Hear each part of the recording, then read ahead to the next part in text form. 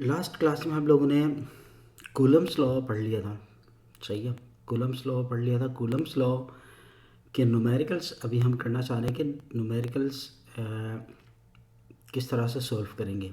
ठीक है। Numerical solve करने से पहले कूलम्स लॉ देख लीजिए। कूलम्स लॉ हमारे पास है F इज इक्वल्स टू के Q1 Q2 divided by R square होता। सही है।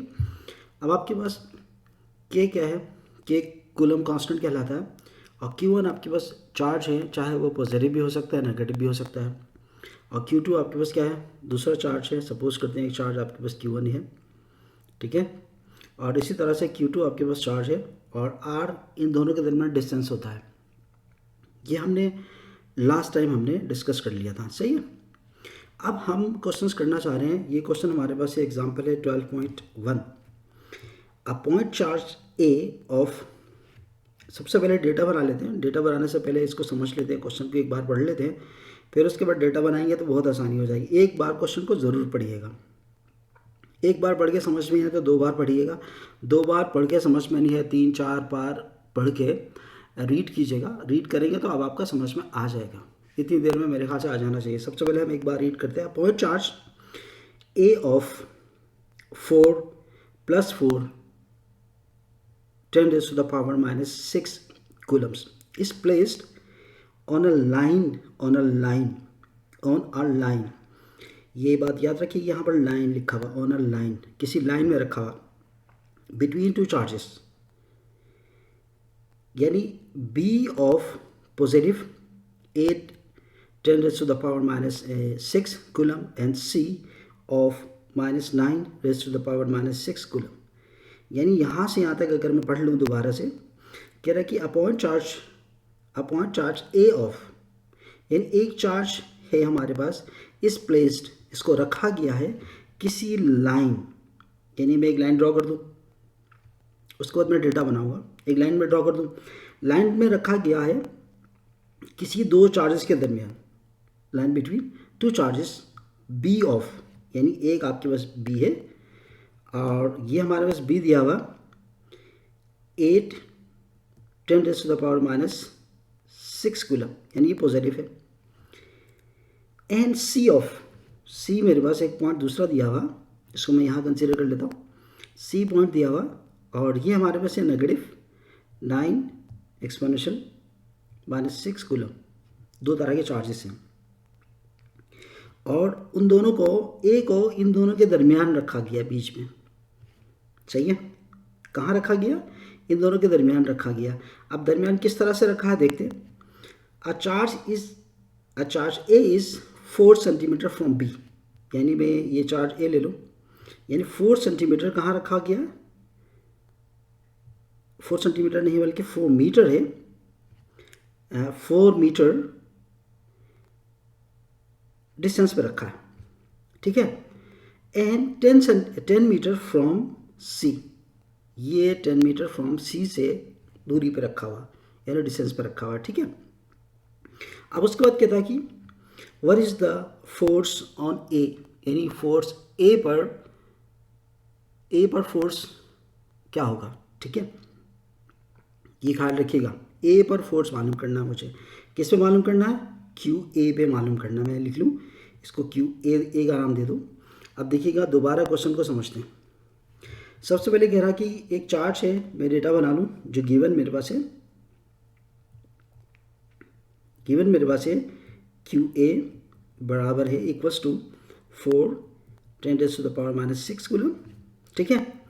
Is placed on a line between two charges, एक ही लाइन में रखा गया, बिल्कुल एक सीधी स्ट्रेट लाइन में रखा गया। जब भी स्ट्रेट लाइन में रखा जाएगा तो हमारे पास इसको हम क्या कहते हैं, किसी, यानी इस इनके दरमियान जो फोर्स लगेगी, बेसिकली वो फोर्स एक स्ट्रेट लाइन में ही लगेगी, किसी डायरेक्शन में नहीं लगेगी, ठीक है। वो फोर्स भी देखते हैं।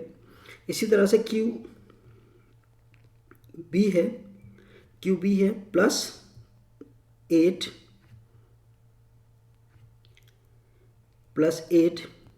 10 raised to the power -6 coulomb, और ए भी पॉजिटिव है। अच्छा ख्याल रखिएगा, ए भी पॉजिटिव है। क्यू सी बराबर किसके, -9 10⁻⁻6 कूलम। ठीक है, मैं इस डायग्राम को दोबारा ड्रॉ करना चाह रहा हूँ ताकि आपको समझने के लिए फोर्स के साथ। ये मेरे पास है क्यू, बी का नाम दे दूँ, ठीक है, और ये मैं नाम देता हूँ क्यू ए का, और ये मैं नाम देता हूँ क्यू सी का। अब फोर्स देखते हैं, ये है पॉजिटिव, ये भी पॉजिटिव है और ये नेगेटिव है। अब देखने हैं कि बिल्कुल ये स्ट्रेट लाइन में रखा गया। कहाँ रखा गया, ये बिल्कुल स्ट्रेट लाइन में, मैं टेढ़ी बना रहा हूँ लेकिन ये स्ट्रेट लाइन में। अब अगर बी की वजह से, यानी force acting on a charge Q A due to charge Q B, अगर मैं देख लूँ एफ ए एंड बी कर दूँ, force acting on a charge Q A due to charge Q B, तो इसकी डायरेक्शन क्या हो जाएगी, बिल्कुल ऐसे हो जाएगी, बिल्कुल इसी डायरेक्शन में फोर्स लगेगी, क्योंकि ये पॉजिटिव है और ये पॉजिटिव है, और ये वाला पॉजिटिव इस पॉजिटिव चार्ज को क्या करेगा, रिपेल करेगा, तो ये इस तरफ जाएगा। इसी तरह से देखना चाहते हैं चार्ज क्यू सी पर, यानी क्यू ए पर क्यू सी की वजह से, तो फोर्स कैसे लगेगी, डेफिनेटली ये भी, ये नेगेटिव है तो ये पॉजिटिव है, तो क्या करेगा, ये अपनी तरफ अट्रैक्ट करेगा, इस तरफ लेकर जाएगा, इस डायरेक्शन में लेकर जाएगा। तो फोर्स अगर देख लो तो क्या हो जाएगा, एफ ए सी, यानी force acting on a charge Q A due to charge Q C, इसकी डायरेक्शन भी यही है और इसकी डायरेक्शन भी क्यू एफ ए बी भी दोनों सिमिलर डायरेक्शन में मौजूद है। ठीक है, इन दोनों की डायरेक्शंस आपके पास बिल्कुल 100% सिमिलर है। अब हमें मालूम करना है एफ, रिक्वायरमेंट क्या हमारे पास, एफ ए मालूम करना, ठीक है, एफ ए हमें रिक्वायर्ड है। अब आइए एफ ए मालूम करने के लिए क्या कर सकते हैं, सबसे पहले यहाँ से तक आपके पास है 10, यहाँ पर 4 मीटर है और ये 10 मीटर है, ठीक है। तो हम कैलकुलेट करेंगे एफ ए बी, तो किसके बराबर हो जाएगा, K Q A Q B divided by are A B होगा स्क्वायर के साथ, ठीक है। अब के हमें पता है, के की वैल्यू हमारे पास है 9 एक्सपोनेंशियल 9, और क्यू ए हमारे पास है 8 10⁻⁻6, और इसी तरह से ए हमारे पास 4 था, ठीक है, इधर उधर लिखने से कोई फ़र्क नहीं पड़ेगा, 4 है। और ये हमारे पास बी, हमारे पास क्या है, बी हमारे पास 8 है -6 डिवाइडेड बाई, हम क्या करेंगे 4 स्क्वायर, ठीक है। ये आपस में कैलकुलेट कर लीजिएगा कैलकुलेटर से। तो सिंपली अगर कैलकुलेटर से कैलकुलेट करेंगे, या आप अरेंज भी कर सकते हैं, ये हो जाएगा, ये 9 है, 6 12, और इन सब का आपस में मल्टीप्लाई करवाते हैं, 9 मल्टीप्लाई बाई क्या होगा 4 मल्टीप्लाई बाई 8 मल्टीप्लाई बाई 10 9, मैं कैलकुलेटर के बगैर कर रहा हूँ, -6 10 -6 डिवाइडेड बाई 16, ठीक है। अब अगर फर्दर कैलकुलेट करें और इन सब का आपस में मल्टीप्लाई करवा दें, मल्टीप्लाई करवाने के बाद जो आंसर मेरे पास आएगा वो ये होगा 18 10⁻³ न्यूटन, ठीक है। ये आपके पास एफ ए बी आया, ठीक है। अब इसी तरह से कैलकुलेशन में अगर कहीं मिस्टेक है तो आप चेक कर लीजिएगा दोबारा से, तो मिस्टेक नहीं होनी चाहिए, ठीक है। अब इसी तरह से हम कैलकुलेट करेंगे क्या चीज़, Q A C, F A C, ठीक है, force acting on a charge Q A due to charge Q C equals to k Q A q C divided by क्या होगा, आर ए सी स्क्वायर हो जाएगा।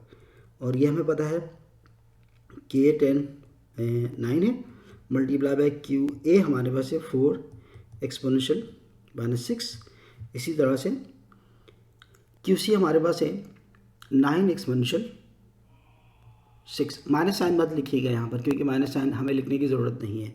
वो हम देखेंगे जब हम फोर्स डायग्राम बनाएंगे। तो -6 डिवाइडेड बाई 10, ठीक है। आर ए सी हमारे पास 10 है, आप 10 रिप्लेस करेंगे और 10 रिप्लेस करके आप कैलकुलेट करेंगे, और कैलकुलेट करने के बाद जो आंसर आएगा वो लास्ट में हम लिखेंगे एफ ए सी हमारे पास है, ठीक है। यहाँ तक आई होप यहाँ तक आपका समझ में आ गया होगा। उसके बाद जब आप इसकी वैल्यूज़ कैलकुलेट करेंगे, ये भी वही होगा, 9 multiply by 4 multiply by 9 multiply by 10 9 multiply by 10 की power -6 multiply by 10 -6 divided by 100, ठीक है। आप ये सब कैलकुलेट करके आप यहाँ लिखिएगा, क्या आएगा 10 अराउंड, मेरे ख्याल से इसका आंसर जो होगा वो मैं कैलकुलेट करता हूँ, रुकिएगा। इसका जो आंसर आएगा वो 3 मैं लिख देता हूँ 3.24 10⁻³ आपके पास ये FAC आपके पास आएगा, ठीक है। अब उसके बाद ये न्यूटन है, अच्छा न्यूटन लिखना मत भूलिएगा। अब देखते हैं उसके बाद फोर्स डायग्राम प्लॉट करते हैं, ठीक है। फोर्स डायग्राम देखते हैं। फोर्स डायग्राम हम कैसे बनाएंगे, ये हमारे पास है, ये बना लीजिएगा एक्स एक्सिस और ये बना लीजिएगा वाई एक्सिस, ठीक है। तो डेफिनेटली ये वाला पॉजिटिव होगा, एज्यूम करते हैं ये पॉजिटिव होगा, ये एज्यूम करते हैं ये हमारे पास नेगेटिव होगा और ये हमारे पास नेगेटिव होगा। फोर्स डायग्राम बनाएंगे तो आपको समझ में आएगा कि फोर्स कहाँ कहाँ लग रही है। अब हमें पता है फोर्स पे, मैं पीछे ब्लड कर दोबारा चले जाऊँ तो यहाँ पर देखिएगा फोर्स FAC इस डायरेक्शन में लग रही है, ठीक है, इस डायरेक्शन में फोर्स लग रही है। इसी तरह से FAB भी इस डायरेक्शन में फोर्स लग रही है। अगर मैं यहाँ पर एक्सिस प्लॉट कर दूँ तो FAC भी इस डायरेक्शन में है और इसी तरह से FAB भी सिमिलर डायरेक्शन में है, ठीक है। अगर मैं ये वाई एक्सिस देख लूँ तो इसमें कोई डायरेक्शन में चेंज नहीं है, क्योंकि क्वेश्चन में कह रहा है कि स्ट्रेट लाइन में फोर्स लग रही है, स्ट्रेट लाइन में। तो ये ख्याल रखिएगा, स्ट्रेट लाइन में फोर्स लगने का मतलब फोर्स की कोई डायरेक्शन यहाँ पर पर्टिकुलर डायरेक्शन नहीं है, कोई 30 डिग्री का 40 डिग्री डायरेक्शन पे नहीं दिखाया गया, बल्कि स्ट्रेट लाइन में है। तो अब आपके पास दोनों फोर्सेस क्या होंगी हमारे पास, अगर मैं दोनों फोर्सेस FAC एंड FAB दोनों की डायरेक्शन सिमिलर है, ये फोर्स डायग्राम है आपका, ठीक है ना। ये वाला कहलाता है फोर्स डायग्राम कहलाता।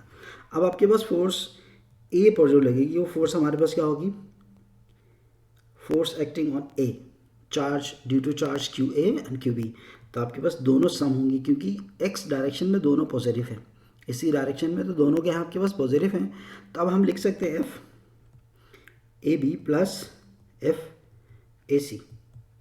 कैलकुलेशन आप चेक कर लीजिएगा, कैलकुलेशन में अगर कोई मिस्टेक हो तो आप खुद से कैलकुलेट कर सकते हैं। खुद से कैलकुलेट करेंगे तो आपको बिल्कुल क्लियर हो जाएगा कि आप कहाँ गलती कर रहे हैं, ठीक है। अब इन दोनों को सम कीजिएगा, हमारे पास है कौन सा फोर्स है, एक हमारे पास है 3.24 10⁻³ न्यूटन, और प्लस हमारे पास दूसरी फोर्स है 18 -3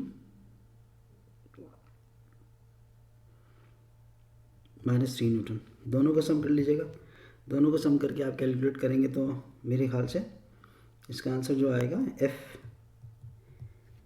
FA इक्वल्स टू 21.23 -3 न्यूटन होगा। अब इसकी डायरेक्शन क्या होगी, डायरेक्शन होगी, अब दोबारा देखते हैं। अब दोनों की डायरेक्शन क्या है, एक्स एक्सिस पर है, यानी C यहाँ पर था, अगर हम देख लें A यहाँ पर, सॉरी B यहाँ पर है और A यहाँ पर है और चार्ज हमारे पास C यहाँ पर है। तो इसकी डायरेक्शन भी इधर है, इसकी डायरेक्शन भी इधर है, दोनों की फोर्सेस की सिमिलर डायरेक्शन। तो हम लिख सकते हैं डायरेक्शन किस तरफ होगी, क्योंकि फोर्स अगर डेफिनेटली डायरेक्शन है तो हम लिखेंगे टूवर्ड C, यानी C की तरफ इसकी डायरेक्शन हो जाएगी। समझ रहे हैं? आई होप यहाँ तक आपका समझ में आ गया होगा। अब उसके बाद नेक्स्ट क्वेश्चन देखते हैं, 2-3 क्वेश्चन और करेंगे तो आपको क्लियर हो जाएगा कि ये पहले दूसरा। नेक्स्ट क्वेश्चन हमारे पास है 12.2। ये दोनों मैं एग्जाम्पल्स करवा रहा हूँ, फिर उसके बाद ये दोनों एग्जाम्पल्स हैं ये सिंध बोर्ड में दिया गया है, ठीक है। मैं फेडरल बोर्ड और पंजाब बोर्ड का भी 1-2 एग्जाम्पल्स करवा दूंगा, ताकि जितने एग्जाम्पल्स आप ज़्यादा से ज़्यादा सॉल्व करेंगे उतना ज़्यादा आपको फ़ायदा होगा। इसी तरह से मैं एक्सरसाइज के भी 2-3 क्वेश्चन आपको करवा देता हूँ। ये है आपके पास सिंध बोर्ड का, ठीक है। तो क्वेश्चन हमारे पास है 2 charges of magnitude plus 10 microcoulomb and plus 8 microcoulomb are placed on the corners A and B of an equilateral triangle। यहाँ पर ख़ास बात यह है, इसमें कहा जा रहा है कि इक्विलेटरल ट्राइंगल है, यानी इक्विलेटरल ट्राइंगल के किसी दो कोनों पर, दो कॉर्नर्स पर दो चार्जेस रखे गए हैं। दोनों के दोनों चार्जेस हमारे पास क्या पॉजिटिव है, ठीक है। एंगल्स ऑफ साइड्स 10 सेंटीमीटर्स, यानी ये जितने भी, क्योंकि इक्विलेटरल ट्राइंगल है, जब इक्विलेटरल ट्राइंगल कहलाएगा तो इसकी तमाम साइड्स क्या होती हैं, सारे के सारे साइड्स आपस में बराबर होती हैं। और मैं ड्रॉ कर दूँ, सपोज करते हैं मेरे पास एक ट्राइंगल है, इक्विलेटरल ट्राइंगल है। जब इक्विलेटरल ट्राइंगल है तो ये इसके सारे के सारे साइड्स क्या होंगे, आपस में बराबर होंगे। अब हमें ये नहीं पता कि कौन से साइड कितने सेंटीमीटर है, कितने मीटर की है, लेकिन क्वेश्चन में गिवन हमारे पास है हर साइड 10 सेंटीमीटर, क्योंकि इक्विलेटरल ट्राइंगल है तो डेफिनेटली 10 सेंटीमीटर के तमाम साइड्स होंगे, ठीक है। अगर साइड्स अगर सिमिलर हैं तो डेफिनेटली इसके एंगल भी क्या होंगे, सिमिलर होंगे, वो 60 डिग्री के बराबर होते हैं। ये ट्राइंगल इक्विलेटरल ट्राइंगल के प्रॉपर्टी है, ठीक है। आपने मैट्रिक में पढ़ा होगा। इक्विलेटरल ट्राइंगल के प्रॉपर्टीज़ क्या हमारे पास है, तमाम के तमाम साइड्स आपस में बराबर होंगे और तमाम के तमाम angles, all angles are equal to 60 degree, ठीक है। तो ये 60 डिग्री का ये भी एंगल होगा और ये भी 60 डिग्री का एंगल होगा। ऑल साइड्स क्या होंगे, इक्वल, और ऑल एंगल्स आर इक्वल। ये एंगल्स और इक्वल्स टू 60 डिग्री, ये कंडीशन है इक्विलेटरल ट्राइंगल की। तो ये 10 सेंटीमीटर है और ये भी क्या आपके पास 10 सेंटीमीटर है, सारे के सारे साइड 10 सेंटीमीटर से। Find the force on a charge of positive 15 microcoulomb place at the third corner C, ठीक है। यानी दो साइड्स पर ट्राइंगल हम दोबारा बना लेते हैं। ये मेरे पास है इक्विलेटरल ट्राइंगल, ख्याल रखिएगा, ठीक है। ये मैं ए लेता हूँ, ठीक है, और ये मैं बी लेता हूँ। बल्कि एक काम करते हैं, इसको लेते हैं ए, इसको लेते हैं बी, इसको लेते हैं सी, ठीक है। हमारी मर्जी, अच्छा हम कुछ भी कर सकते हैं। आप ए ये ले लें, ए ये ले लें, बी ये ले लें, कोई इशू नहीं है, आपके ऊपर डिपेंड करता है, ठीक है। अब आपके पास ये चार्ज हमारे पास है, मैं इसको क्यू बी कर देता हूँ, ठीक है, और ये मैं क्यू बी कर देता हूँ, और ये मैं क्यू सी कर देता हूँ, ठीक है। 3 चार्जेस आपके पास मौजूद हैं। ये जो चार्ज है, ये जो चार्ज है 2 charges of magnitude plus 10 microcoulomb and 8 microcoulomb, तो place on the corners of A and B, ठीक है। ए पे हमने लिखा क्या चीज़,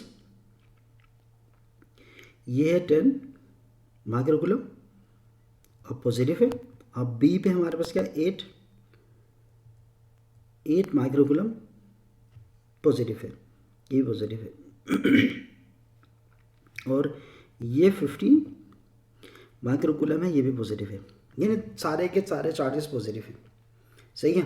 अब अगर सारे के सारे चार्जेस अगर पॉजिटिव हैं तो इस पर हमें मालूम करना है यहाँ पर फोर्स, इस वाले चार्ज के ऊपर फोर्स कितनी लगेगी, हमें कैलकुलेट करना है।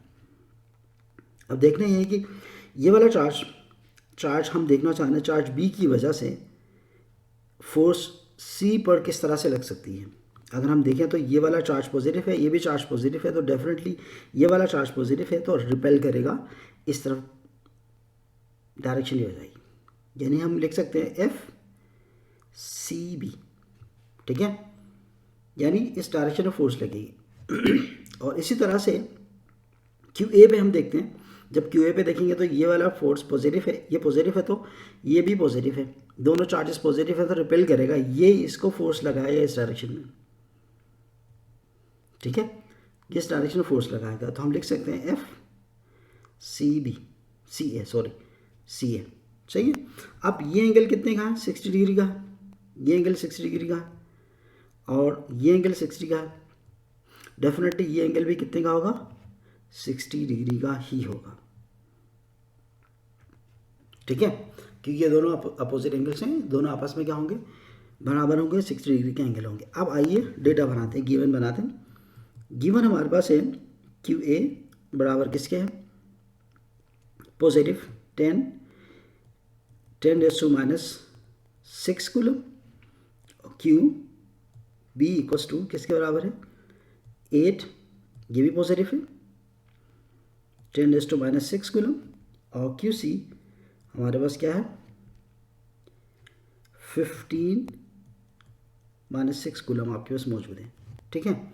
अब इसी तरह से देखिएगा डिस्टेंस, यहाँ से यहाँ तक डिस्टेंस कितना है, यहाँ से डिस्टेंस है 10 सेंटीमीटर, डेफिनेटली ये भी 10 सेंटीमीटर होगा, डेफिनेटली ये भी 10 सेंटीमीटर होगा, ठीक है, सारे के सारे 10 सेंटीमीटर हो जाएंगे। तो मैं डिस्टेंस लेता हूँ R A B equals to R A C equals to R B C equals to 10 centimetre, यानी इसको मीटर में कन्वर्ट करें, स्टैंडर्ड में रखें, तो स्टैंडर्ड में रखेंगे तो क्या करेंगे आप, डिवाइडेड बाई 10 डिवाइडेड बाई 100 कर देंगे, 100 करेंगे तो आपके पास मीटर में होगा, ये 0 0 से कैंसिल कर देगा तो आपके पास बचेगा 0.1 मीटर होगा, ठीक है। आई होप यहाँ तक क्लियर होगा। अब आप कैलकुलेट करते हैं फोर्सेस, हम कैलकुलेट करना चाह रहे हैं एफ सी बी कैलकुलेट करना चाह रहे हैं, ठीक है। एफ सी बी क्या होगा, K Q B Q C divided by R B C. अब स्क्वायर हमने ऐसा क्यों किया, क्योंकि हमें फोर्स कैलकुलेट करनी है कहाँ पर, फोर्स हमें कैलकुलेट करनी किस जगह पर, कैलकुलेट करनी क्यू सी पे फोर्स कैलकुलेट करनी है। हमारे पास रिक्वायरमेंट क्या है, मैंने रिक्वायरमेंट नहीं लिखा, मैं यहाँ लिख देता हूँ, ठीक है। रिक्वायरमेंट हमारे पास क्या है, एफ सी हमें कैलकुलेट करना, तो एफ सी होगा क्या हमें मालूम करना, ठीक है। अब एफ सी मालूम करने के लिए अब हमें तमाम वैल्यूज पुट करनी पड़ेंगी। यहाँ पर के हमें पता है, के की वैल्यू क्या है, के हमें पता है 9 10⁻⁹ और मल्टीप्लाई बाई क्यू बी हमारे पास क्या था, क्यू बी हमारे पास है, अल्लाह आपका भला करे, क्यू बी हमारे पास 8⁻⁻6 है, 8⁻⁻6 है, और क्यू सी हमारे पास है 15⁻⁻6 है, divided by R B C हमारे पास है 0.1 है खाली, तो 0.1 क्या होगा आपके पास 0.1 होल स्क्वायर हो जाएगा। तो आप कैलकुलेट कीजिएगा एफ सी बी, ठीक है। मेरे पास जो आंसर है बी सी का वो कुछ इस तरह से है, F A F B F2 B C, तो आप कैलकुलेट कर लीजिएगा, रुकिएगा मैं कैलकुलेट करता हूँ। इसका आंसर है, इस पूरे को आप कैलकुलेट करेंगे, कैलकुलेट करने के बाद ये आएगा 108 न्यूटन होगा, ठीक है, एफ सी बी। अब इसी तरह से हम निकालना चाहते हैं force acting on a charge Q C due to charge Q A. तो हम कैलकुलेट करना चाह रहे हैं force acting on a charge Q C due to charge Q A. तो क्या होगा हमारे पास F C A equals to k Q A q C divided by are A C square होगा, ठीक है, आर ए सी स्क्वायर। अब आप कैलकुलेट कीजिएगा, के हमारे पास है 9⁻⁹ और क्यू ए हमारे पास है 8 10 -6 और ये हमारे से 15 -6 डिवाइडेड बाय 0.01 नहीं है भाई, मैं ये क्या कर रहा हूँ, ठीक है 0.1 है, 1 के ऊपर होल स्क्वायर है, सही है। तो आप कैलकुलेट करेंगे तो क्या हो जाएगा, FAC बराबर हो जाएगा, ये आप सबको आप कैलकुलेशन करके निकालेंगे तो 135 मेरे पास है इसका आंसर, ठीक है। अब उसके बाद अब आते हैं, ये फोर्सेस हमने कैलकुलेट कर लिया, ठीक है, हमने AC भी निकाल लिया, हमने BC भी, फोर्स दोनों कैलकुलेट हमने कर लिया। अब हम बनाना चाहते हैं फोर्स डायग्राम, ठीक है। फोर्स डायग्राम कह दीजिएगा, फ्री बॉडी डायग्राम कह दीजिएगा, एक ही बात है, ठीक है। अब फोर्स डायग्राम अगर बना लें, मैं दोबारा वो वाला प्लॉट कर लेता हूँ ताकि आपको आसानी हो जाएगी, ठीक है। ये कुछ इस तरह से था, यहाँ पर ये फोर्स लग रहे थे इस डायरेक्शन में, ये QA था, ठीक है, ये Q हमारे पास क्या था, ये QC है, ठीक है, ये QB आपके पास मौजूद है।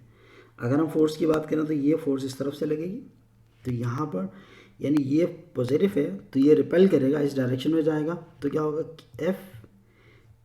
FBC इस डायरेक्शन में होगी, ठीक है। इसी तरह से मैं फोर्स BC देखना चाहता हूँ, तो फोर्स BC ये वाला भी पॉजिटिव है और ये भी पॉजिटिव है, तो ये रिपेल करेगा तो क्या होगा, इस डायरेक्शन में फोर्स लगेगी, तो यानी यहाँ क्या होगा, फोर्स AB इसी डायरेक्शन में होगा। अब यहाँ पर एंगल कितने का है, 60 का है, तो डेफिनेटली ये 60 का होगा, ठीक है। अगर मैं एक्सिस प्लॉट कर दूँ यहाँ पर, ठीक है, अगर मैं एक्सिस देख लूँ, ये फोर्स आपके पास किस डायरेक्शन में है, 60 डिग्री के एंगल से है, ये मैं एक्स एक्सिस है, वाई एक्सिस है, और मैं कंसीडर कर दूँ इस तरफ पॉजिटिव है और इस डायरेक्शन में नेगेटिव है और इस डायरेक्शन में नेगेटिव है और इस डायरेक्शन में पॉजिटिव है। अब आप एक्स एक्सिस पॉजिटिव ले लूँ, बिलो द एक्स एक्सिस में नेगेटिव ले लूँ, ठीक है। तो अब आपके पास ये जो फोर्स है BC की डायरेक्शन क्या ये है, FBC एक्स एक्सिस पर होगा, ठीक है, क्योंकि ये बिल्कुल स्ट्रेट जा रहा है। अगर यहाँ पर अगर आप एक्सिस भी प्लॉट करके देख लें तो आप देख सकते हैं ये y है, ठीक है, ये x है, ठीक है। तो अब आपके पास क्या होगा, ये वाला जो फोर्स है FAC इस डायरेक्शन में,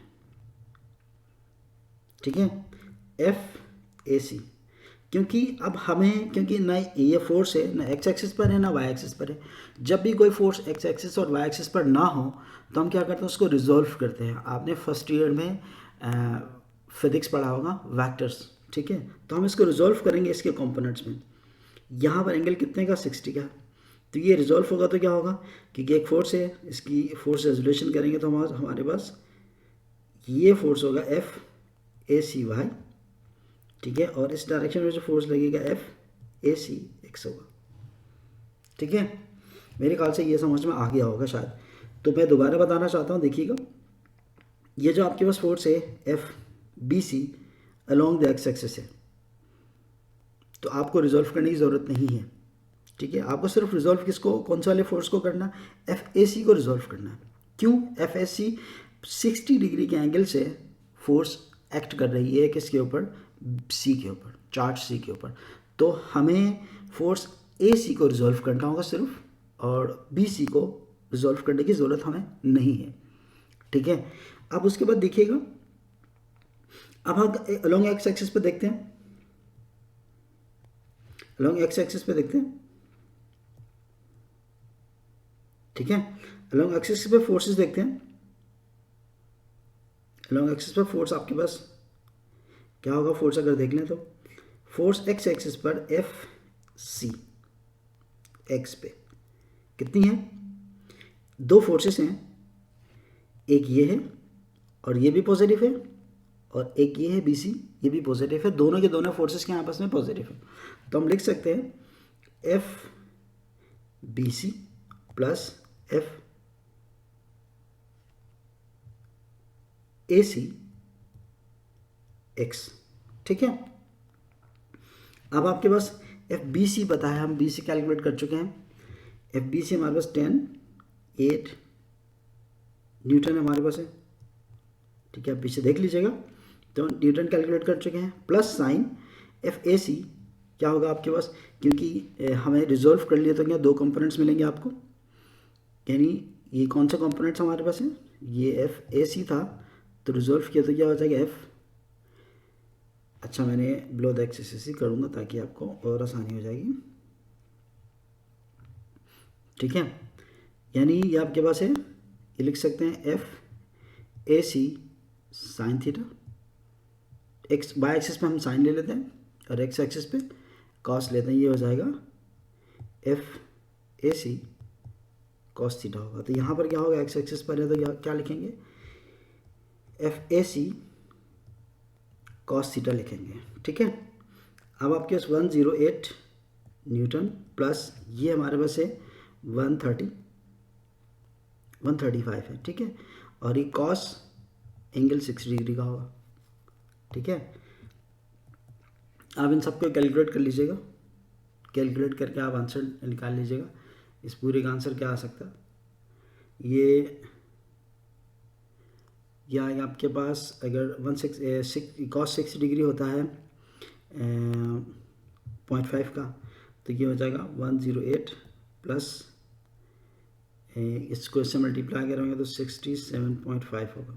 ठीक है, अगर दोनों को सम कर लीजिएगा, मैं सम बाद में कर लेता हूँ। एफ आपके पास क्या होगा, ए सी आपके पास आ गया, सॉरी एफ सी एक्स आया। ठीक है, एफ सी एक्स आपके पास ये आ गया। अब इसी तरह से हम कैलकुलेट करेंगे क्या चीज़, एफ सी वाई।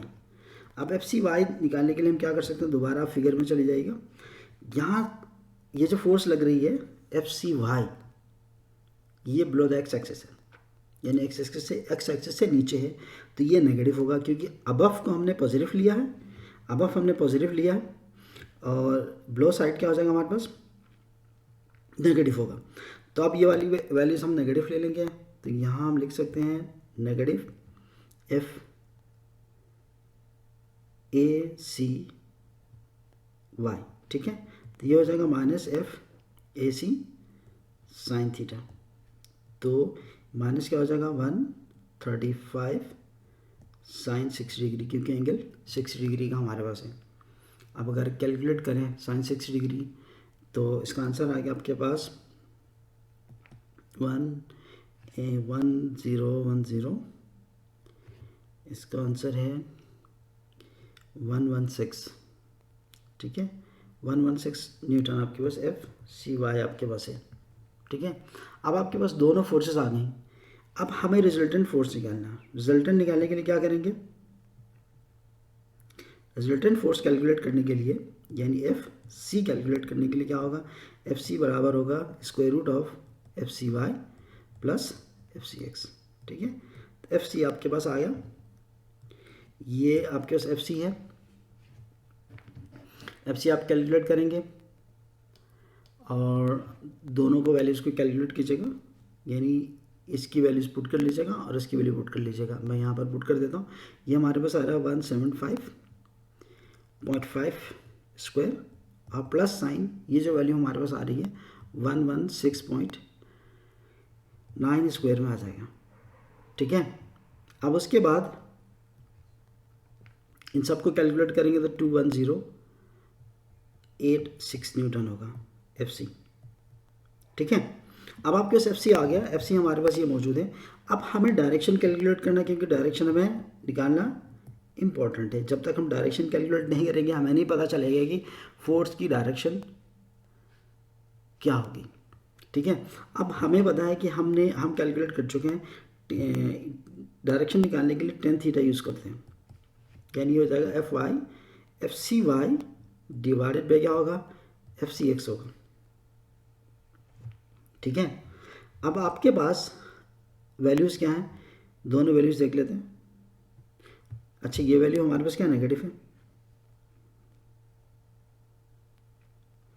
ठीक है, ये वैल्यू हमारे पास क्या है, नेगेटिव है 116, यहाँ ये लिखिएगा नेगेटिव बी। ठीक है, अब आप वैल्यूज पुट कर लीजिएगा, थीटा इक्वल्स टू क्या होगा 10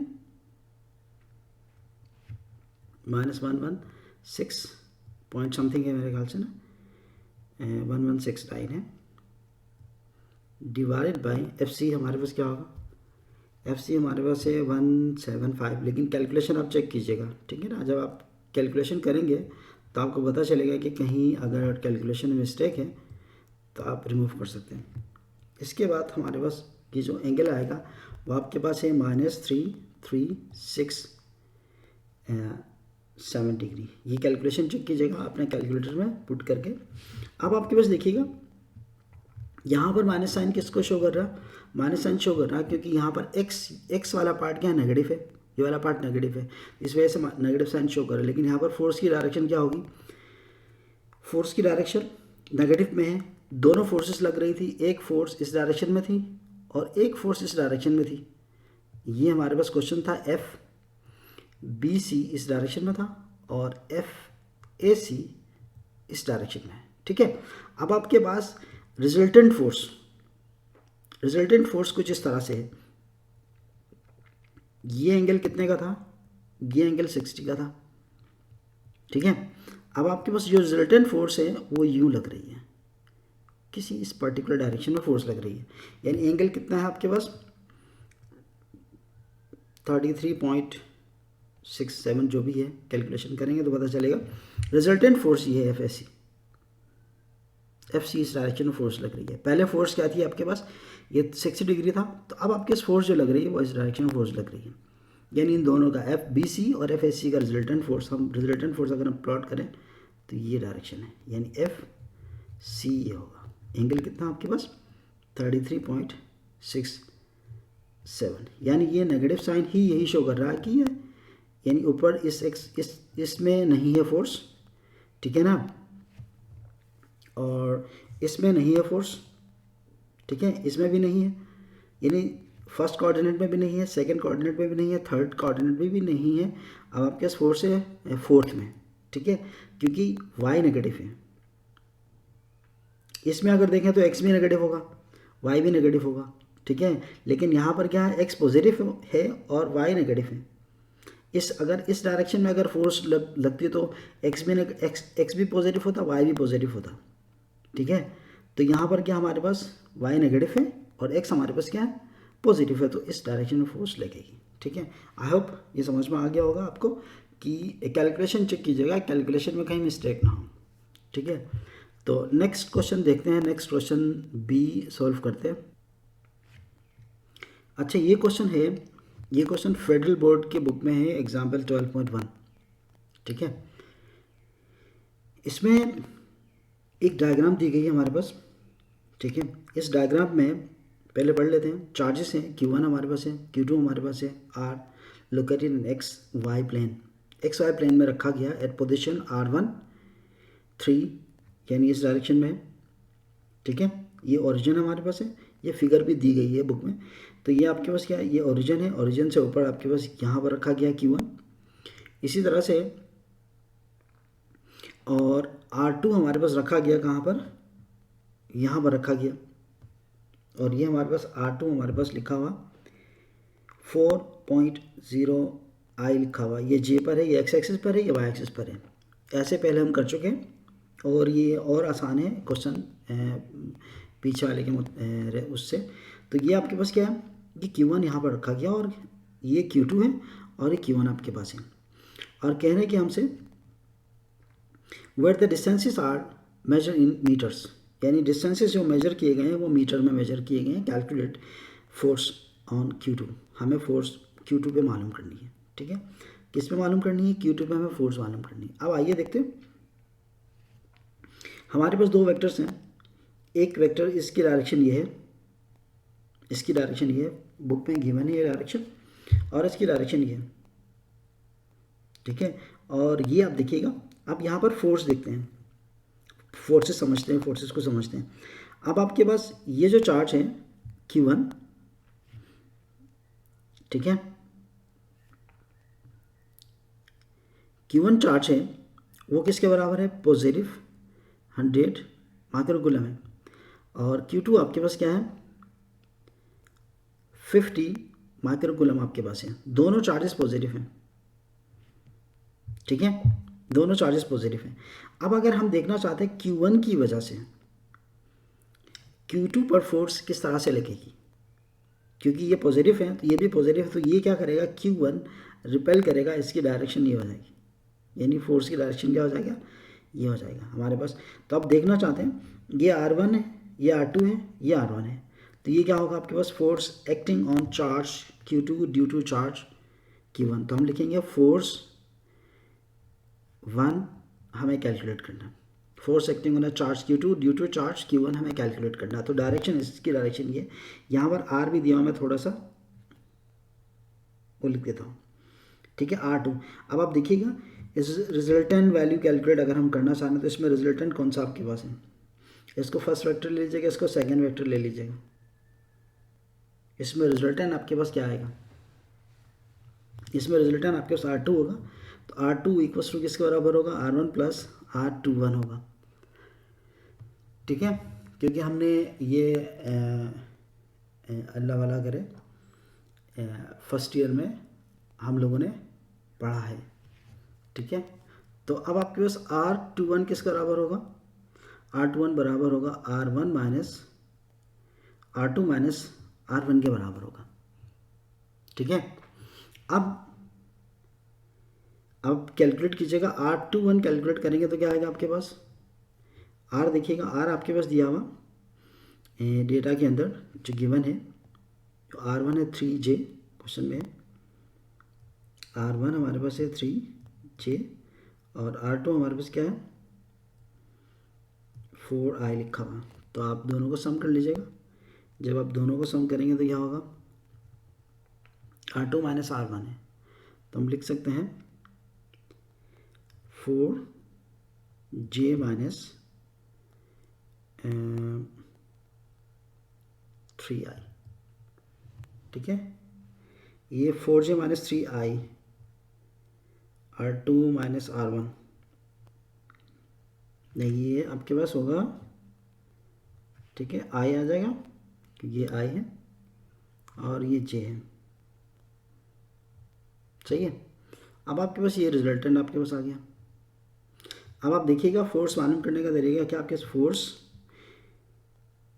किसकी वजह से, फोर्स Q1 की वजह से Q2 पे फोर्स कितनी लगेगी आपके पास, तो 1 लिखेंगे, क्या हो जाएगा K Q1 Q2 divided by क्या आपके पास R21 स्क्वायर होगा। लेकिन यहाँ पर हम वेक्टर फॉर्म में है तो यहाँ पर क्या होगा आपके पास 21 वेक्टर भी लिखेंगे, ये यूनिट वेक्टर है। बेसिकली हम यूनिट वेक्टर कैलकुलेट करने का तरीका होता है आपके पास, किसी भी यूनिट वेक्टर कैलकुलेट करने के लिए यूनिट वेक्टर, अच्छा मैं स्मॉल करके लिखूं ताकि आपको समझ में आसानी हो जाएगी, हेड करके लिख देते हैं, यानी लिखते हैं vector A divide by vector A का मैग्नीट्यूड, ठीक है। तो यहाँ पर क्या होगा आपके R21, अगर मैं यूनिट वेक्टर निकाल लूँ तो क्या होगा आपके R21 vector form divide by R21 का स्क्वायर होगा, सही है।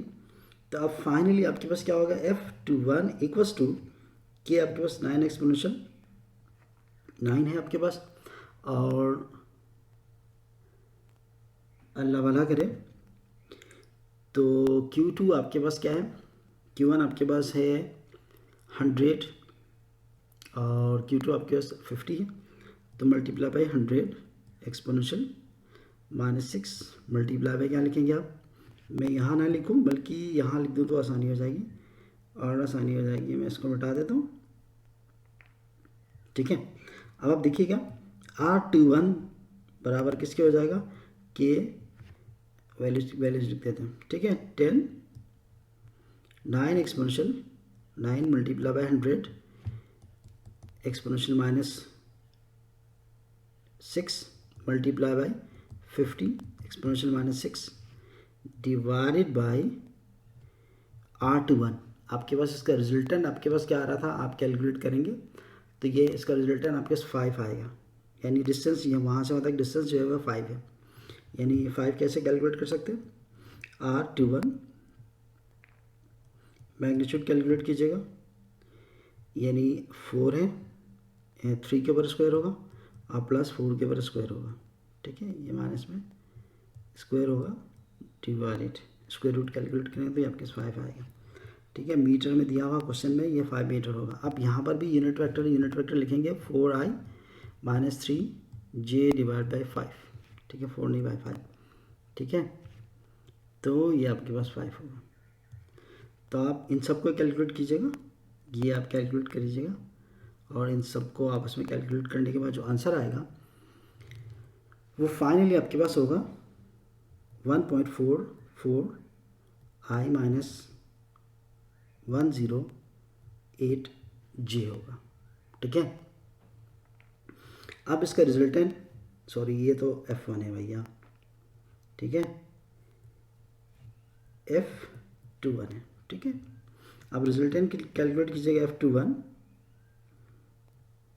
कैलकुलेट करेंगे तो ये हो जाएगा 1.44 square plus 1.08 square minus sine के साथ। ठीक है, आप फाइनली आप कैलकुलेट करेंगे तो 1.8 न्यूटन होगा F21 आपके पास। ठीक है, अब इसकी डायरेक्शन कैलकुलेट करेंगे तो वही टेंजेंट थीटा लगाएंगे। थीटा इक्वल्स टू क्या होगा, tangent inverse of Fy divided by Fx। यानी यहाँ पर आपके पास क्या है, Fy आपके पास है माइनस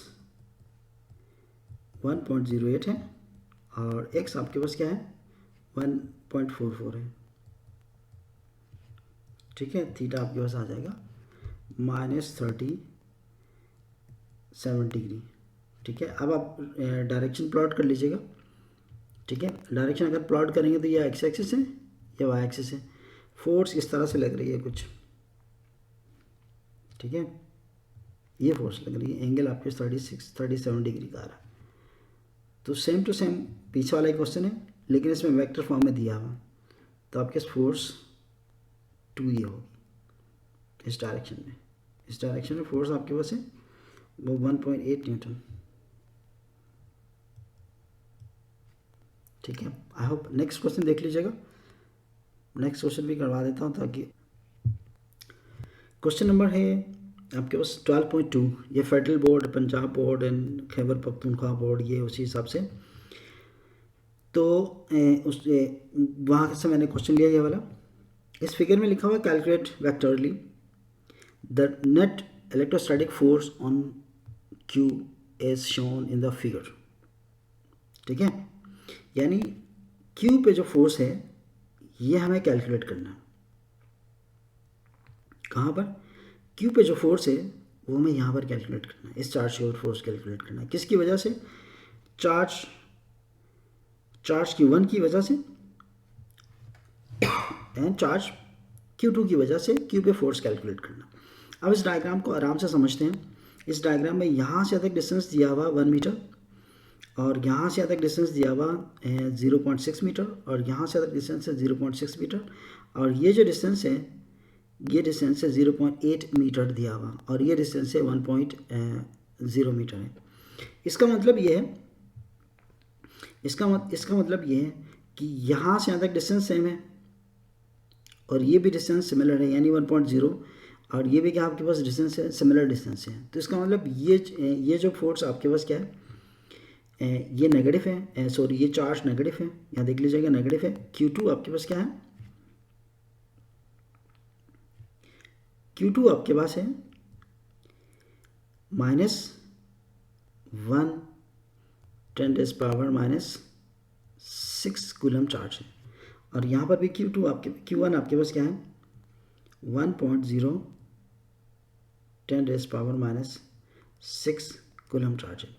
अब आपके पास चार्जेस सेम हैं और ये चार्ज आपके पास 4 है, क्या आपके पास Q equals to 4 exponential -6 coulomb है और ये डिस्टेंस आपके पास है 1 मीटर और ये डिस्टेंस भी क्या आपके पास 1 मीटर है। अब अगर डिस्टेंसेस सेम है और चार्ज का मैग्नीट्यूड भी सिमिलर है तो चार्ज Q1 की वजह से जो फोर्स लगेगी Q के ऊपर उतनी ही फोर्स लगेगी चार्ज Q2 की वजह से, क्योंकि डिस्टेंस सेम है और चार्ज का मैग्नीट्यूड सिमिलर है। सिर्फ डिफरेंट है तो क्या चीज़ आपके पास है, डायरेक्शन डिफरेंट है। चार्ज का मैग्नीट्यूड सिमिलर होगा, चार्ज के मैग्नीट्यूड में कोई तब्दीली नहीं होगी, सिर्फ और सिर्फ चेंजिंग होगी तो क्या चीज़, डायरेक्शन चेंज होगा और कुछ नहीं चेंज होगा। आगे देखते हैं कि इसमें फोर्स हम कैसे कैलकुलेट करते हैं। ठीक है, अब फोर्स कैलकुलेट करने के लिए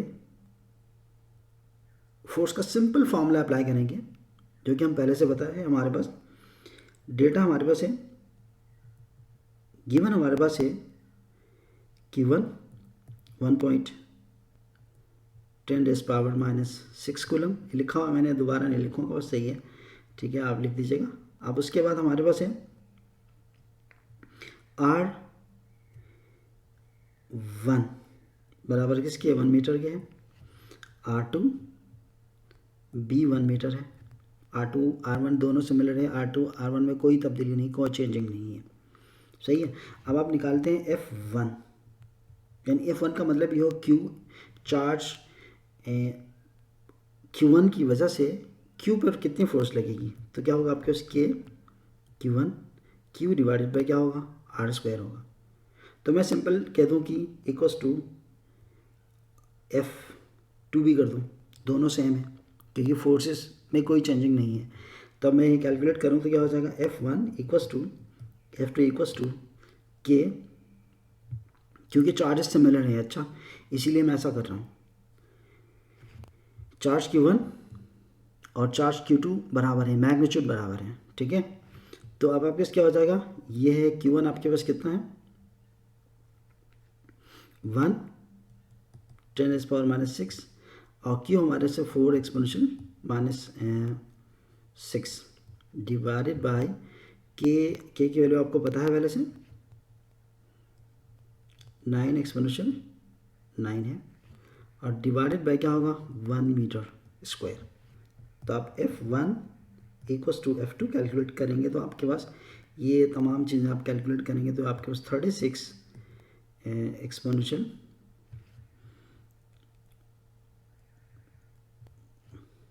ये आपके पास आएगा 36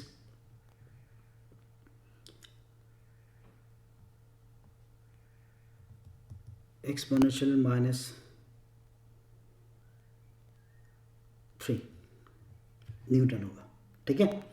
ये फोर्सेस दोनों आपस में बराबर होगी। अब उसके बाद हम डायरेक्शन की तरफ आते हैं, ठीक है। अब उसके बाद डायरेक्शन की तरफ आते हैं। डायरेक्शन हम कैसे कैलकुलेट करेंगे, डायरेक्शन हमारे लिए किस तरह से कैलकुलेट कर सकते हैं। अब आप डायग्राम में दोबारा प्लॉट कर लेता हूँ। डायग्राम ये है मेरे पास, ठीक है। ये 0.6 है मीटर है, ये 0.6 मीटर है, ये 8 मीटर है, यानी 0.8 मीटर है, अच्छा ये 1 मीटर है। अब आप यहाँ पर देखिएगा, ये फोर्स, ये जो फोर्स लग रही है Q1 की वजह से इस डायरेक्शन में फोर्स लग रही है, तो मैं लिख देता हूँ F1, ठीक है। क्योंकि ये पॉजिटिव है और ये भी पॉजिटिव है तो डेफिनेटली रिपेल करेगा। अगर मैं यहाँ पर एक्सिस प्लॉट कर दूँ, ये एक्स एक्सिस ले लूँ, ये वाई एक्सिस ले लूँ, तो अब किस क्या हो जाएगा, यहाँ पर एंगल में थीटा कंसीडर कर देता हूँ, तो ये यहाँ पर जो एंगल होगा वो यहाँ पर एंगल सिमिलर होगा, यानी इस एंगल से फोर्स लग रही है, क्योंकि ये ऑल्टरनेट एंगल्स हैं, ये दोनों आपस में एंगल्स के आपस में बराबर हैं, ठीक है। ये एंगल और ये एंगल दोनों सिमिलर हो जाएंगे।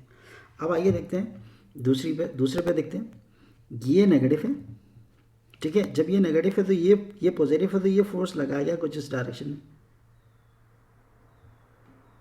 कुछ इस डायरेक्शन में फोर्स लगाएगा, तो मैं लिख देता हूँ F2, ठीक है। जब इस डायरेक्शन में को फोर्स लगाएगा तो मैं एक्सिस से अगर एंगल देख लूँ तो ये वाला एंगल चाहिए मुझे, ठीक है। ये एंगल क्या आपके पास है, एज्यूम कर लेते हैं θ2 कंसीडर कर देते हैं, इसको θ1 कर देते हैं, इसको θ2 कर देते हैं। अब यहाँ पर जो एंगल होगा वो ये एंगल दोनों आपस में क्या होंगे, बराबर होंगे, ठीक है। ये दोनों एंगल आपस में क्या हो जाएंगे, बराबर हो जाएंगे। तो इसका मतलब ये आपके पास फोर्स की डायरेक्शंस अगर हम देख लें, अगर फ्री बॉडी डायग्राम हम बना लें, तो फ्री बॉडी डायग्राम में हमारे पास क्या होगा, यानी F जो फोर्स लगेगी हमारे पास ये एक्स एक्सिस पर है, यानी F, इसको रिजॉल्व कर लो तो हो जाएगा F1 x होगा, ठीक है। और सॉरी F1 y होगा क्योंकि y एक्सिस पर है, और ये F1 y होगा, और यहाँ पर जो फोर्स है क्या होगा आपके पास, इस तरफ जो फोर्स लगेगी F1y होगा। ठीक है, अब यहाँ पर जो फोर्स है इसको भी रिजॉल्व कर लो, ये वाली फोर्स है इसको रिजॉल्व करेंगे तो ये रेजोल्यूशन इस तरह से हो जाएगा। ठीक है, ये हो जाएगा F2y होगा, और यहाँ से यहाँ तक ये क्या होगा आपके पास, F2y होगा। ठीक है, तो अब आपके पास फोर्स डायग्राम अगर हम प्लॉट कर दें तो ये हो जाएगा F1y अबव डायरेक्शन में, पहले ये ऊपर की तरफ आएगा F1y, और F2y ये रहा डाउनवर्ड है, ये F2y होगा। ठीक है, इसी तरह से F1x देख लीजिएगा, F1x की डायरेक्शन ये है। ठीक है, ये आपके पास F1x होगा, और आपके पास कौन सा बचता है, F2x बचता है। F2x भी है इसी डायरेक्शन में। ठीक है, इसको x कर देते हैं, तो F2x भी इसी डायरेक्शन में है। ठीक है, तब आपके पास ये बनेगा, आपके पास F2x बच जाएगा। सही है, F1y भी आ गया, F2y भी आ गया, F2x भी आ गया। आप इस डायग्राम को थोड़ा सा और एक्सपेंड कर दें, ताकि आपको मेरे ख्याल से समझ में नहीं आ रहा होगा। मैं मज़ीद समझाने के लिए थोड़ा सा और एक्सपेंड कर देता हूँ। ठीक है, अब आप देखिएगा ये जो फोर्स है F1x है। ठीक है, और ये आपके पास क्या है, F1x नहीं, F1 है ये। इसको रिजॉल्व करेंगे तो क्या होगा, इसको रिजॉल्व करेंगे तो ये हो जाएगा आपके पास F1y होगा, और ये F1x हो जाएगा। मैं इसी के अंदर लिख लूँ, F1x हो जाएगा। अब मैं y वाली कंडीशन को देख लूँ, दूसरे वाली फोर्स को, दूसरे वाली फोर्स यूँ लग रही है। ठीक है, अगर इसको रिजॉल्व कर ले, ये हो जाएगा F2y, ये F2 है, और ये क्या होगा आपके पास, F2x होगा। मेरे ख्याल से अब क्लियर हो गया होगा आपको, क्योंकि मैंने फोर्सेस अलग अलग करके प्लॉट कर दी, वो मैंने डायग्राम बना के दिखाया था पूरा, तो आपको समझने में थोड़ा सा मुश्किल हो गया होगा, लेकिन यहाँ पर आपको बिल्कुल क्लियर है।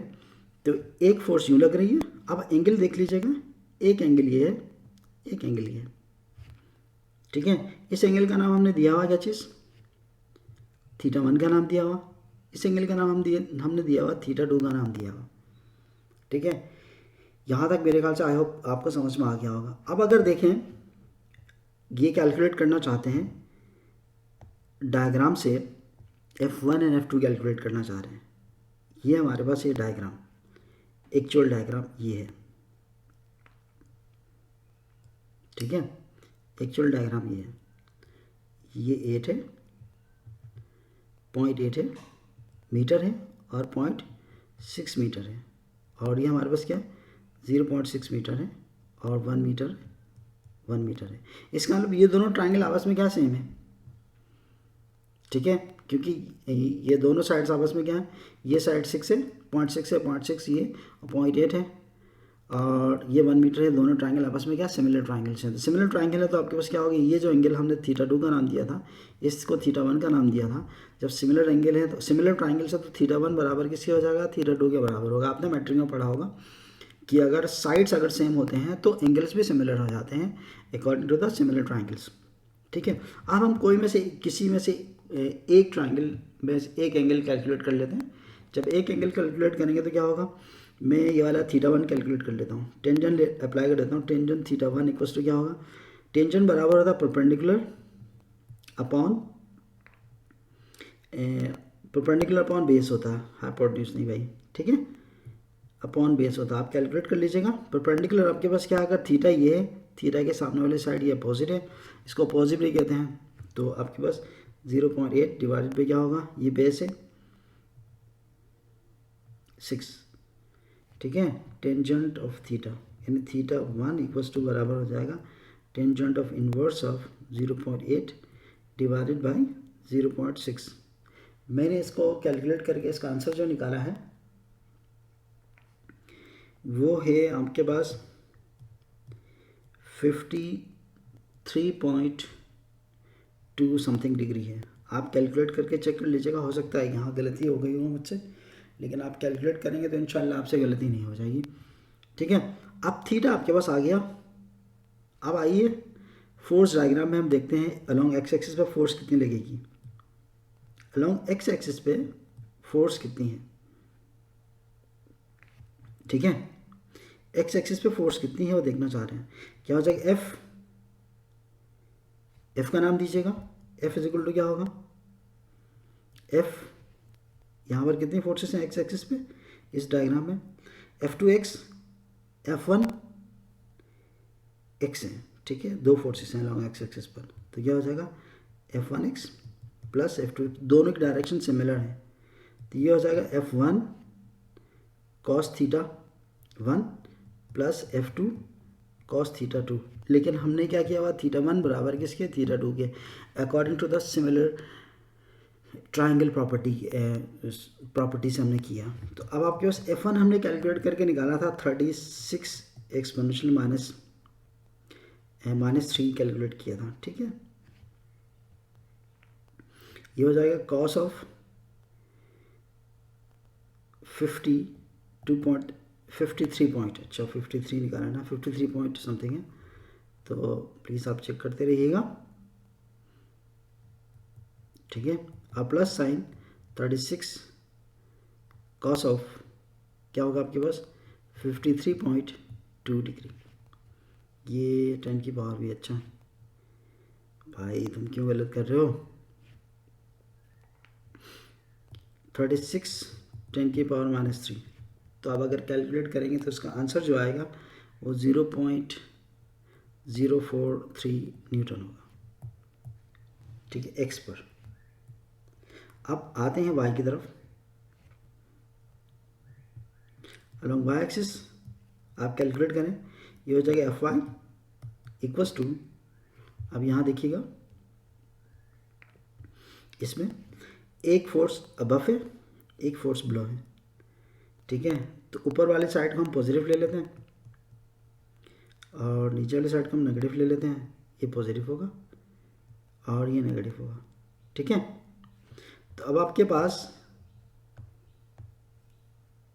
F1y पॉजिटिव है माइनस F2y नेगेटिव है, ठीक है। तो अब आप पुट कर लीजिएगा, ये F1 आपके पास क्या है, ये पहले आप लिख लीजिएगा, F1 sine theta 1 minus F2 sine theta 2, ठीक है। ये आपके पास 36 -3 एंड साइन थीटा 1 आपके पास 53.2 है, माइनस साइन F2 आपके पास है, वैल्यू सेम है दोनों की, 36 -3 एंड साइन 53.2, क्योंकि एंगल दोनों में सिमिलर था, ठीक है, दोनों आपस में कैंसिल हो जाएंगे। तो अब आपके पास क्या होगा, ये बचा 0 Fy। तो आप किस F कैलकुलेट करने के लिए क्या कर सकते हैं, रिजल्टेंट फोर्स कैलकुलेट करेंगे, Fy Fx plus Fy whole square, ठीक है।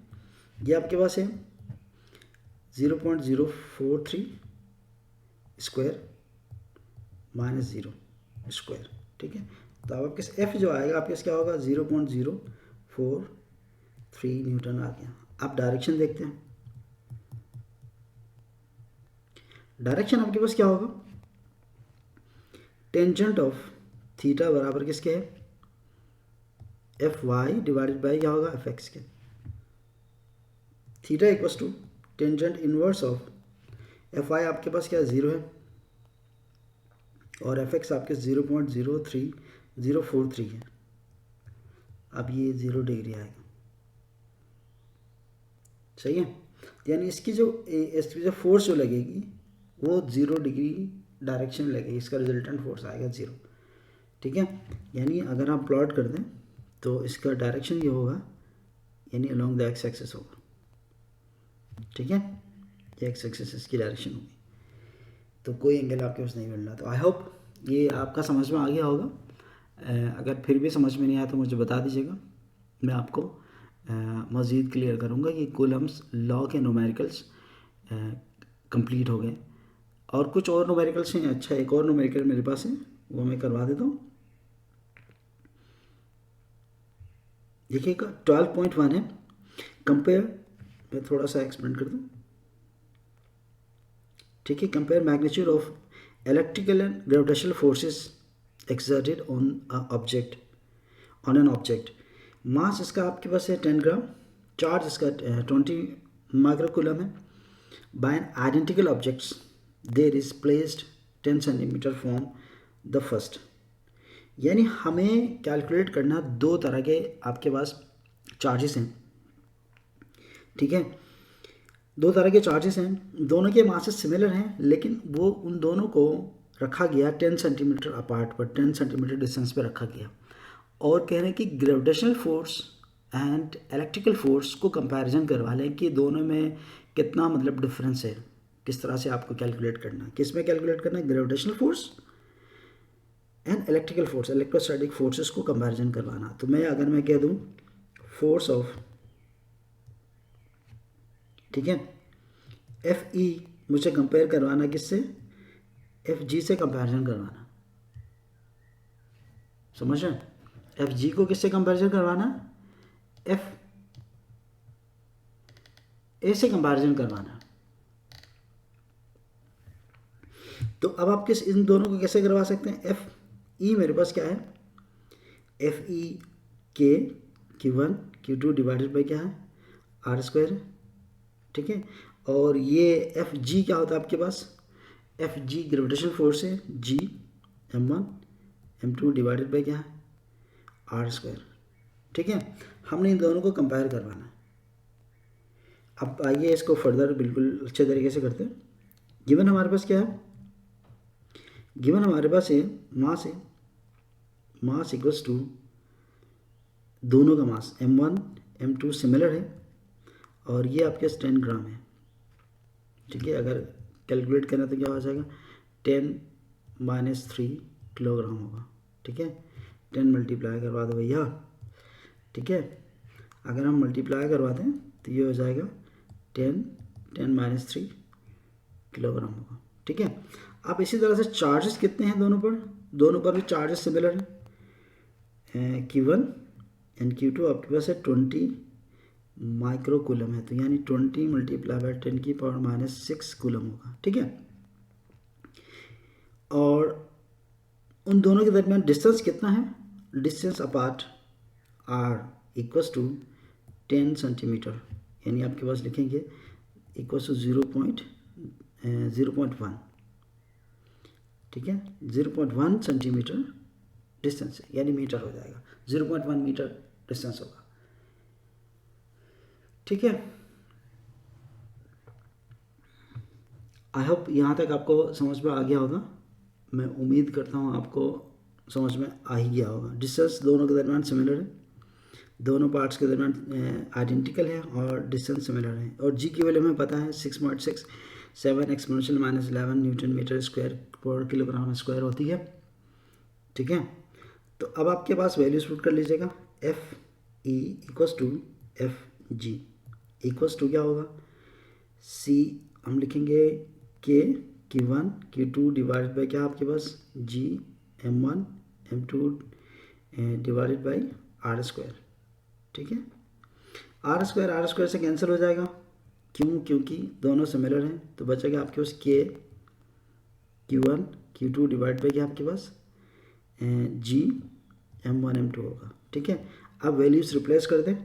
F E divide by F G equals to, थोड़ा सा खूबसूरत करके लिखते हैं, एफ जी, ये आपके पास आएगा के 9 एक्सपोनेंशियल 9 है मल्टीप्लाई बाई, दोनों पे चार्ज सेम है। अगर दोनों पे चार्ज सेम है तो हम लिख सकते हैं 20 एक्सपोनेंशियल -6 होल स्क्वायर, क्योंकि Q1 Q2 अगर सेम है तो मैं स्क्वायर कर दिया। आप मल्टीप्लाई कर दे 20 एक्सपोनेंशियल मेरे पास जगह कम थी तो मैंने ऐसा कर दिया, तो आप अलग करके भी लिख सकते हैं। ये हो जाएगा 6.67 एक्सपोनेंशियल -12। ठीक है, नहीं -12 नहीं होता बल्कि -11 होता है। ठीक है, ये -11 और मल्टीप्लाई बाई मासेस सेम है। जब मास सेम है तो मैं ऐड कर देता हूँ 0.101 होल स्क्वायर, ठीक है, या 10 के पावर -3 भी लिख सकते हैं जो मैंने लिखा था पीछे, ठीक है। तो अब आपके पास क्या होगा, इक्वल्स टू, इन सब को आप कैलकुलेट करें। जब इन सबको कैलकुलेट करेंगे तो आपके आंसर आएगा 5.4 एक्सपोनेंशियल 14 होगा। यानी अगर हम कह दें एफ ई बराबर किसके है, 5.4 exponential -14 times of F G, ये कंपैरिजन हो जाएगा। यानी अगर हम इतना पार्ट, इतनी फोर्स अगर ऐड कर दें, मल्टीप्लाई करवा दें किसके साथ, ग्रेविटेशनल फोर्स के साथ, तो तब एफ ई के बराबर होगा।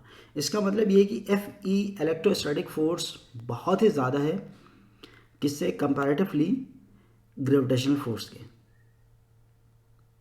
समझ रहे हैं? तो ये आपके पास ग्रेविटेशनल फोर्स कम है, क्या कहते हैं, और इलेक्ट्रोस्टैटिक फोर्स ज़्यादा है। तो इसी वजह से न्यूटन को से यानी एप्पल सर पे गिर के उसको कुछ नहीं हुआ था।